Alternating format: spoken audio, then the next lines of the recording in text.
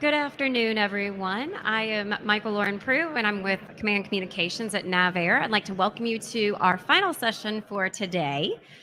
We have with us Captain Pete Arrobio. He's the Program Manager for the E2C2 Airborne Command and Control Systems Program Office, PMA-231. We're going to turn it over to him, let him talk to you, then open up the floor for questions. And again, we are here with you live. We are also virtual, so we will have questions hopefully coming in from our virtual audience as well. So, Captain, over to you. I think I need that. Hey, thank you very much for the introduction. So Captain Pete Arrobio, PMA 231. I'm going to talk to you for a little bit here. Just give updates on where we are with our community, both in the E2 and the C2 world, as well as at the end of this, I'm going to bring in a partner in crime. So Janice Zilch from Northrop Grumman is going to come join me here soon for some Q&A at the end of this. I really just want to introduce myself. That was a very fine introduction.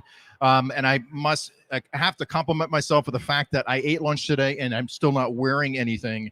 And this was extremely, I think this is a feat, a first time for, at least for me. Before we go into the slides, and this is the same conversation we had on our industry day back a few weeks ago, in just between myself, the program office, our ACC log wing, it's our E2 and E2C2, and actually now MQ25 wing out of Point Mugu, our resource sponsor. It really is more of a personal thanks to the support and the effort that really our industry team and teammates and our partners have been doing for all of these platforms. And it's just something, especially in this last year, a lot of the challenges that you will see, we were given to task, we were taken to task when it comes to readiness and sustainment for this platform. Trying to do this in the COVID environment was not easy, but it took a team effort to make this happen. So with that, we'll go to the next slide. Okay, this is just a reminder of what would you say we do here. This is, for the E2 and the C2 community, it's about command, specifically for the E2C and the E2D, it's about command and control. We find it, we fix it, we track it, we tell somebody else to go kill it. Really in the high-end fight. As the quarterback of the fleet, we provide that elevated persistent surveillance sensor for the Naval Integrated Fires, or NIFC, from the air and also from the sea, kill chains and kill webs. For the C2A, which will last a little bit longer until FY25, the end of FY24, but 25 will be the last for the C2A. It's about delivering combat readiness.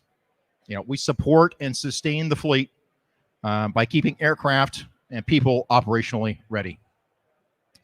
I'm going to cover our program's top priorities when we get in a couple slides here.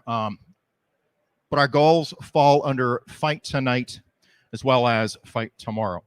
And lastly, but certainly not least, in talking to our industry teammates, we just cannot stress the critical importance for what it is that many of you here do and many of you online do for this platform. For instance, the E2D today is about 95% O-level maintenance directly to OEM. It's how this program was set up. Let industry go manage it. But when we're standing up our component level depot for a lot of the major systems to build in some of that redundancy, that resiliency, when it comes to making sure we've got enough parts to sustain this platform. But the fact that we are working with our industry teammates as close as we are, and I'll get to it in a little bit, but we might as well be on the flight line, in the flight deck, or in the hangar bay, or in the shops, because that's how critical and quickly we have to turn these components around, whether it's repair turnaround times on repairs, or if it's on spares deliveries, and on-time deliveries. Next slide.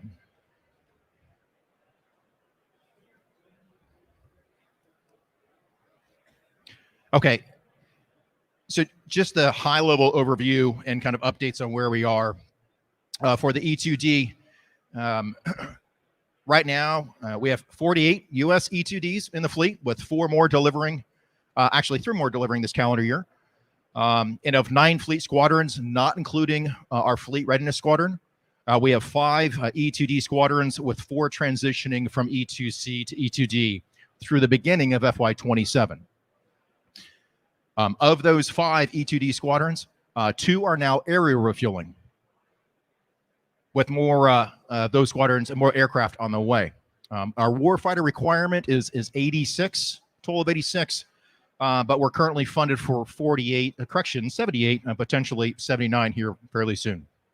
For FMS, 3 of the 9 Japanese E-2Ds have been delivered under the multi-year 2 contract. We've actually had 4 that were delivered prior to that. And this past December, the French letter of agreement was signed for 3 E-2Ds to be delivered in FY27. Additionally, discussions are ongoing with Taiwan as well as Egypt to join the E-2D family. For E-2Cs, 26 U.S. E-2Cs are in the fleet today. Sundown target is at the end of FY26, while the last squadron receives their E-2Ds and wraps up transition in early FY27. Of note, we must remember that we have 28 FMS E-2Cs out there supporting Japan, France, Egypt, and Taiwan. For the C2As, the workhorse of the fleet, we have 33 in the fleet today. Sundown target is actually late FY24 to early FY25 as the fleet transitions to the CMV-22 Bravos, which will be managed through PMA-231. Overall, our 2021 focus is to sustain all 3 type model series with a major focus on improving mission capable and fully mission capable E-2D aircraft, which we'll get into on the next slide. Next slide. Thanks. Okay, our top priorities. Kind of a fairly common theme: readiness, capability, capacity. Our focus on this platform, just like it started with F-18, was about combat readiness. So we set out, it's been a couple of years, but really culminated earlier this year with focused efforts on obtaining and hitting, sustaining 22 mission-capable aircraft. The goal was 1 July of this year. We actually hit it 5 months early in February of this year.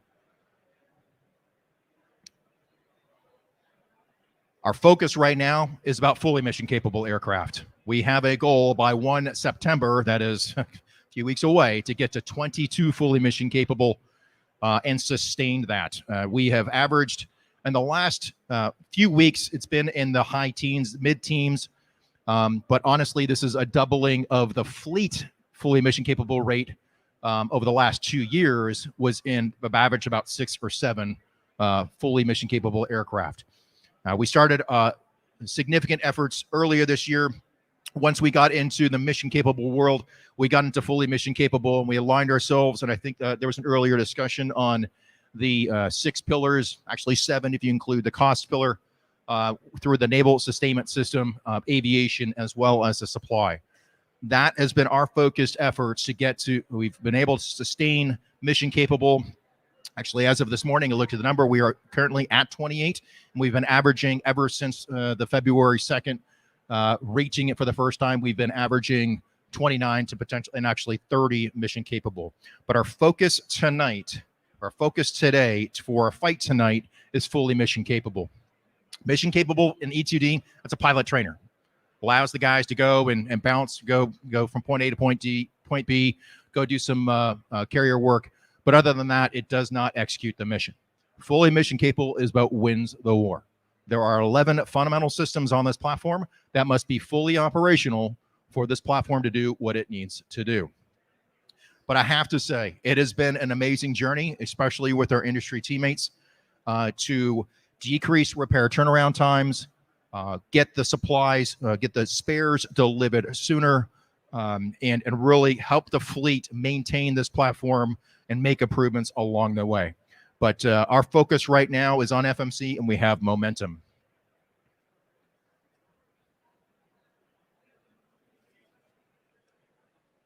Okay, for the capability piece of this, that was our readiness. That's what we're focusing on today. Along in parallel with that is our capability improvements. For the E2C, we're continuing with that platform with the MIDS jitters installs, and that's to meet the crypto modernization mandate by the end of this calendar year. And the E2Cs are doing really well in the fleet today. For the E2D, our improvements to the platforms are done through the Delta system software configurations or disk builds. And today we are fielding disk 3. Wrapping up the fielding of disk 3, there's 4 more E2Ds that need to be converted from disk 2 to disk 3. And then we're also we started rolling out earlier this year's disk 3.1. Disk 3.1 is what brings MIDS jitters to these the E2Ds, so we can meet the crypto mandate by the end of this calendar year. Not all 48 or 49 aircraft will get them by the end of the year, but the ones that are deploying definitely will be. We have a target of 28 aircraft by the end of this calendar year, and we're on track to meet that today. So disk 3.1 is primarily for the Link 16 crypto. It also brings hybrid beyond line of sight via a laptop. It allows linking, coordinating, distributing, and assessing the effects of targeting information at the tactical leading edge.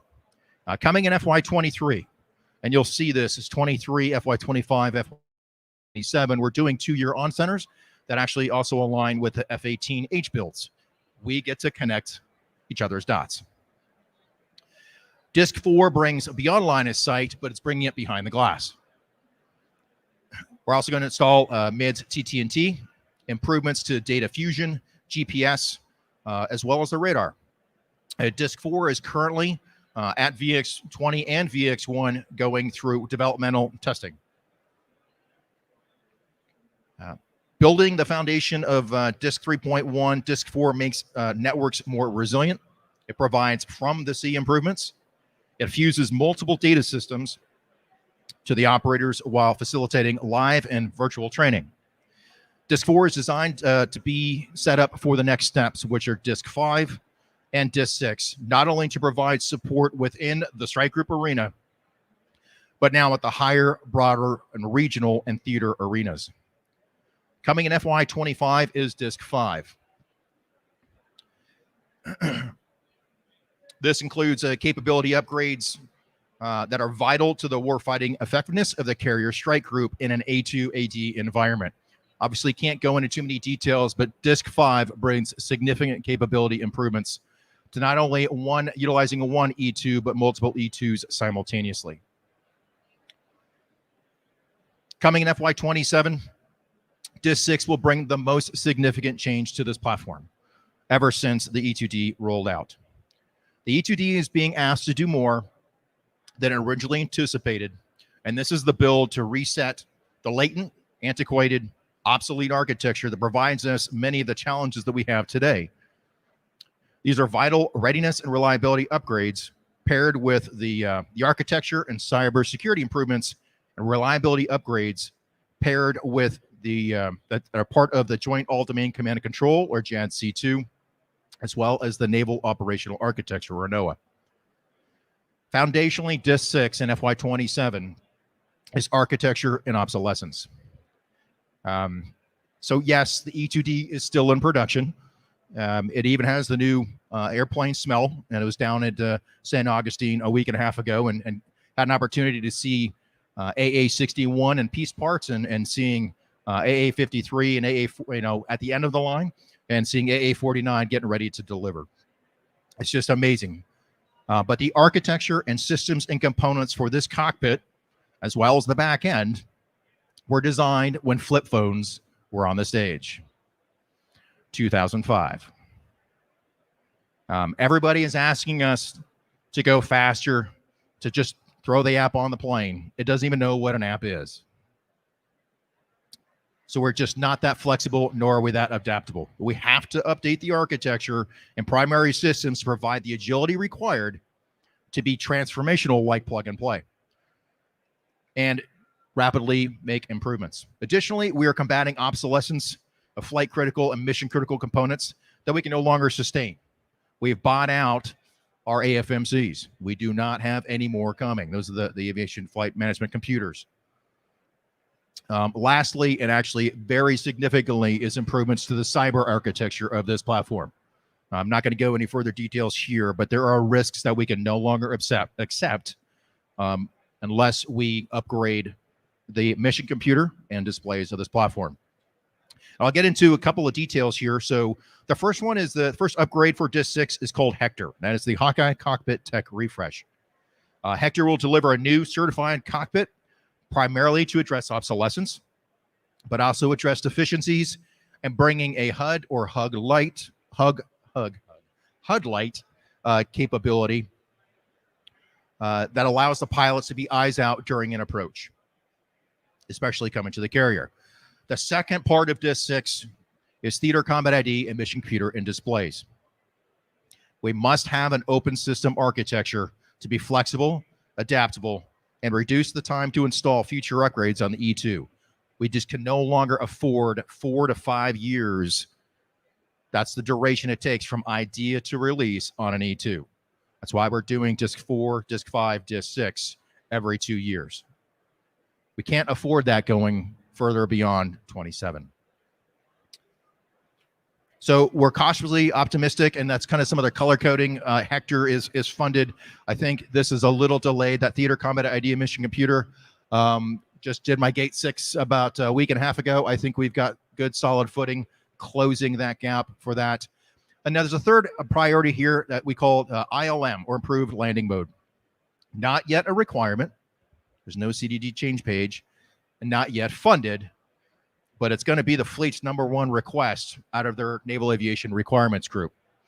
ILM is similar to PLM on F-18s, but obviously the E-2D is not a fly-by-wire aircraft. All right, and we're also taking the mission of this platform from 4 hours to about 8 to 9 hours with aerial refueling. Now, I was actually a P3 guy. I had an opportunity to swap pilots, rotate pilots through the cockpit. I had an opportunity to walk in the back of the aircraft, grab a cup of coffee. I used to fly 10-hour, 11-hour missions. 9 hours in this platform. I've actually done 3 flights in the last 6 months in this platform. In the right seat, that's a long flight. Thinking about coming back to the boat at night, weather, after a long flight, we need to help them out and improve bringing this aircraft back. PLM exists for F-18s, but we are investigating today and putting the hooks into Hector to allow to reduce the pilot workload coming back to the boat at night after a long mission. So that's what ILM is, and continuing efforts that we're working towards that arena. Really, the capacity piece, and I kind of covered this already with regards to Japan and France. I already covered our requirement is 86. The warfighter requirement's 86. It's 92 aircraft. If it was 10 air wings, but for 9 air wings, it's 86. We're getting funded for 78. We're also utilizing the unfunded priority list. That allows us to do +1s as necessary. But the takeaway is this for capacity. The E-2D for the U.S. aircraft, E-2Ds will stop rolling off the line in FY26. We're starting a shutdown in 23. The last U.S. E-2Ds will roll off the line in 26. French will be right behind it in 27. So that gives us a little bit of an extension. But back to capacity is, how do we also kind of linking capacity back to readiness? How are we going to sustain this platform through the 2040s? What's going to happen to the mom and pop shops that are supporting this platform in the build and that we utilize 95% owed OEM? You can see a challenge that we have, and we're working through it. But that, again, is about supporting this platform to the 2040s and allowing us to fight tomorrow. Next slide. Okay, this was another slide we used at the Industry Day, and what do we need help with? So we kind of put together, we worked with our folks within the program office and looked, okay, what if we were to ask in a venue, what's opportunities? A lot of great ideas, amazing technology. I wish it just was one of those, if this was a platform that was plug and play, or if we had an acquisition process that just said, right, Pete, here's a blank check, go buy it and put it on the plane. Do a lot of shopping here today. Can't do that, unfortunately. But at least trying to put together what it is that we are focusing on and what can we use assistance with. I will be honest with you, I'm one of those program managers that loves to sit down and listen. All right, and take, if there's opportunities we can leverage and connect dots with other partners, That's the only way we're going to keep this platform and keep not only for this platform, but this air wing in the from the air perspective, as well as our other folks that support in the from the sea on the Aegis side of the house. But a couple of things here: open systems or OMS, open mission system architecture. All right, so we talked a little bit about Disk 6, and that's where we need to do. We need to make it easier to integrate future software capabilities faster and enable easier integration of third-party applications. Wouldn't it be nice that we can separate the hardware from the software? Wouldn't it be nice that from an air wing perspective, F-18s, E-2D go out on station, if we could adapt to the threat fast enough that we basically zip a load, send it to the carrier to counter a threat real time? And it not only goes to our platform, but to the air wing. What would it take? Right now, that's 4 years from idea to through all tests and evaluation to release software to the platform. I know we do this today, just a little harder on an aircraft, but that's where we need to go. Cyber, next one is the cyber hardening and resiliency. So we all know, addressing the cyber threat. But again, I go back to 2005 flip phone technology, how cyber hardened was that flip phone. I'll leave it at that. Survivability. This is one of those unfortunate, tough decisions we had to make on this platform, especially when you get some congressional marks and your RDT&E starts going away. We had to rack and stack some things. And number one, the first thing that went was our survivability package. We were looking at adding some capability onto the back of the aircraft. It just got overweight. It was a bridge too far. So we're looking at what some other opportunities besides throwing a box on a plane to help keep this aircraft more survivable, get closer to the fight. Another one is just connectivity. We are supporting Project Overmatch, as I think everybody is, but especially for this platform, being that flying airborne node. But we're collaborating with the rest of the Navy on future networking requirements for both line of sight and beyond line of sight communications. But space for additional antennas is becoming extremely challenging for this platform. So we need to explore options for multi-band, multi-purpose apertures. Sensor improvements. We're continuing to work with improvements on primary sensors on the E-2D, working with a lot of folks, Lockheed, especially in APY-9, and really with Raytheon and many others. But one of the other unfortunate decisions we had to make was the ALQ-217 Delta. Cannot thank enough the Lockheed team that worked the 217 Delta. But again, we had to off-ramp that one where it's not dead yet, as we say, and looking to bring that one back. But it's just lower capability. It's lower on the priority list. But sensor improvements, we're continuing to look at that. SWaP-C, so size, weight, power, cooling. We are reaching on this platform. The truck is maxing out when it comes to weight and power. So again, that future we have to keep that in mind when it comes to, especially for Disk 6, on how do we, again, as aircraft tend to bloat over years, what else can we do for this platform for future growth capability by making other things smaller today? Lastly, sustainment. A lot of great work, whether it's the naval sustainment system, aviation, or supply. A lot of folks have been working through all the other reforms, the FRC reform, the O-level reform, the MOC and AOG that was previously discussed. But we have an opportunity with this platform. It's automated logistics environment. We have tons of data, and it's proving a little difficult to cull through that data. The maintenance teams, there are maps that are cut, maintenance action forms. There are folks, there are ATs that go pull that data. But we're working today to figure out how do we go parse it? How do we use that more as a health monitoring system as we go forward? So that is kind of the future needs. To wrap this up, and before I bring in Janice for some Q&A, again, I just want to circle back to, we cannot thank what everybody's been doing. There's a lot of folks who've been able to go visit in the last year and go see. I'm trying to get out there more. I was able to get to Rolls-Royce last week and go talk to the folks about the engines. But please do not hesitate to ask for me or my team to come out and support you, because we have to thank everybody on the factory floor, the production line floor, or even in the cube farms who are supporting all of these platforms, because that's what makes it fun. But that's how we get this aircraft be sustaining it. We got to hit and sustain 22. And we have to improve the capabilities on this platform, because fundamentally what this aircraft does, it compresses the left side of the kill chain. The find, fix, track, target. We have to see first to shoot first, and this is the platform that does it. So Janice, please come join me. Janice Zilch, our partner in crime here. So we will stand by for a Q&A. Opening the floor for questions. Yes, sir. All right, you guys.